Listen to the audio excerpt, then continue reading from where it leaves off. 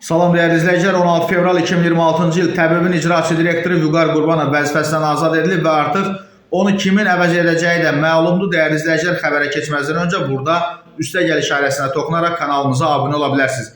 Deməli, dəyərli izləyicilər, söhbət onun səlahiyyətlərini icra edən müavini Anar İsrafilovdan gedir və Anar İsrafilov Azərbaycan Tibb Universitetində pediatriya ixtisası, eləcə də Azərbaycan Respublikasının Prezident yanında Dövlət İdarəçilik Akademiyasında Dövlət və Bələdiyyə İdarə etməsi üzrə təhsil alıb, daha sonra Tibb Universitetində nefrologiya ixtisası üzrə doktorantura pilləsi üzrə təhsilini davam etdirib və İsrafilov bir sıra dövlət və özəl tibb müəssisələrində uşaq nefroloqu kimi işləyib. 2006-2022-ci illər ərzində Səhiyyə Nazirliyində müxtəlif vəzifələrdə çalışıb, Səhiyyə Nazirinin köməkçisi, Səhiyyə Nazirliyinin Səhiyyənin təşkili şöbəsinin müdiri kimi fəaliyyət göstərir və 2022-ci ildən təbibin icraçı direktorunun müavini vəzifəsində çalışır. Bu arada Vüqar Qurbanovu, belə deyək, bu şəxslər vəzifəsindən azad edib. Dəyərli izləyicilər, söhbət kimlərdən gedir?